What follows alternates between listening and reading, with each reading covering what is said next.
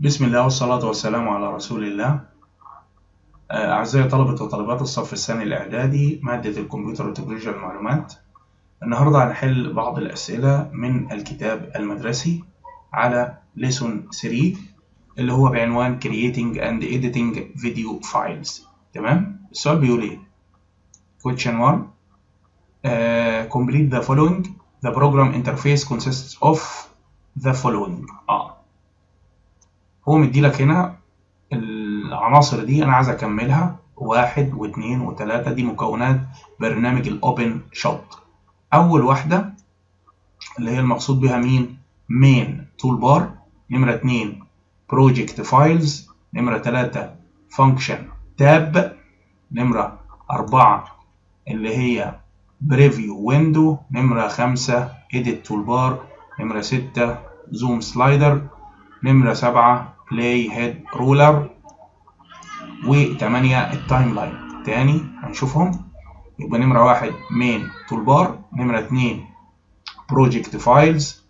نمرة 3 فانكشن تاب.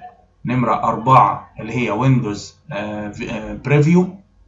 نمرة 5 اللي هي إيديت تول بار. نمرة 6 اللي هي زوم سلايدر. تمام الزوم. نمرة 7 الهيد بلاي رولر. نمرة 8 اللي هو التايم لاين. دي مكونات النافذة الافتتاحية للأوبن شوت. خلاص ده برنامج الأوبن شوت، وإن شاء الله بإذن الله هوريك إزاي في الفيديو القادم إزاي تنزل برنامج الأوبن شوت وتقدر تستخدمه وتعمل منه فيديوهات. خلاص ده السؤال الأول. دي مكونات النافذة الافتتاحية. طب السؤال الثاني بيقول question 2 complete to create video clip follow the following steps. عشان اعمل فيديو كليب ايه الخطوات اللي انا هعملها؟ اول حاجه import images to the program. لازم اعمل ايه؟ ادراج للصور داخل البرنامج. put the images in order on the program timeline. بعد كده احط الايمجز دي في التايم لاين. بعد كده import sound file to the program. وبعدين بريفيو the video. يعني احنا لو شفناها كده فوق الخطوات، الاول هعمل import لمجموعة الصور فين؟ في المنطقة دي اللي هي project files. تمام. بعد كده هنزل مجموعة الصور دي فين؟ تحت هنا في منطقة التايم لاين. بعد كده هعمل import لملف الصوت اللي هو الساوند فايل في البروجكت فايل في المنطقة دي. وبعد كده انزل الملف الصوتي او الفايل ساوند ده فين؟ في التايم لاين. وبعد كده اقول له بريفيو، اعرض الفيديو بتاعي. خلاص طيب دي كانت الخطوات ببساطة. طيب هو بيقول لك question 3 put the following steps in the correct order. تمام. to save a project you should do the following. عشان اسيف البروجكت بتاعي اعمل ايه؟ اول خطوه طبعا احنا هنرتب. اول حاجه create a project folder on one of the drives and name it in English. الاول هكريت البروجكت بتاعي البروجكت فولدر مجلد المشروع بتاعي في الدرايف على السي او الدي او الاي. تمام. واسميه باسم طبعا باللغه الانجليزيه. دي نمره 1. نمره 2 put all the files images audio in the project folder.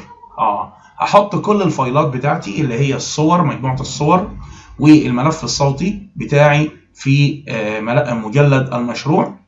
نمره 3 save the project file and name it in English from the main toolbar file وسيف as. يبقى من المين تول بار هضغط على قائمة فايل واختار سيف as واسمي البروجكت بتاعي باسم طبعا باللغة الانجليزية. نمرة 4 save the project file in the project folder. يبقى هسيف البروجكت فايل بتاعي فين؟ في البروجكت فولدر.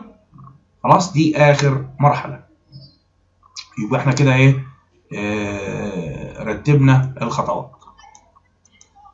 السؤال الرابع بيقول لك complete the program timeline consists of في التايم لاين بيتكون من ايه؟ اول حاجه دي اسمها المسطره رولر، تمام؟ to show the time length on the timeline، بيجيب لك اللينس بتاع الفيديو ده بيتكون من 4 دقائق 10 دقائق وهكذا. خلاص، دي نمره واحد.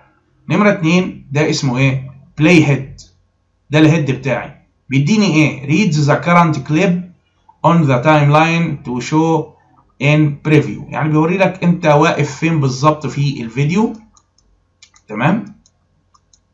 طيب ايه تاني؟ نمرة 3 current clip، هنا ده اسمه ايه؟ ده اسمه current clip. نمرة 3 image sound or video، ده بيبقى عبارة عن يا اما مجموعة من الصور وملف صوتي او ملف فيديو. tracks اهي track 1 track 2 track 2 3 4 وهكذا، مجموعة التراكس دي. طيب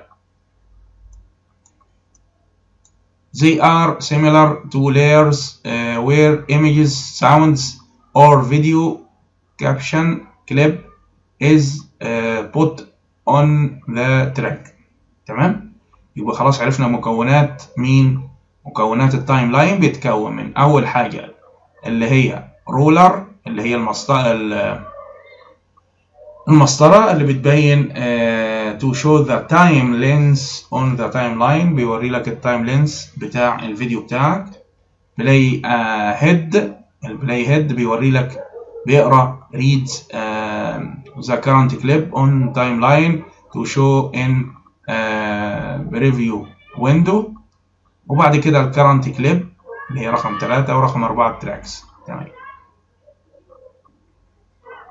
بكده احنا خلصنا مجموعة الأسئلة الخاصة بالأوبن شوت. تمام، وإن شاء الله بإذن الله في الفيديو القادم هنعمل فيديو نشتغل عليه ونطبق الكلام ده عملي إن شاء الله بإذن الله. دي كانت الأسئلة النظري الخاصة بالأوبن شوت، وصلى اللهم على سيدنا محمد وعلى آله وصحبه وسلم.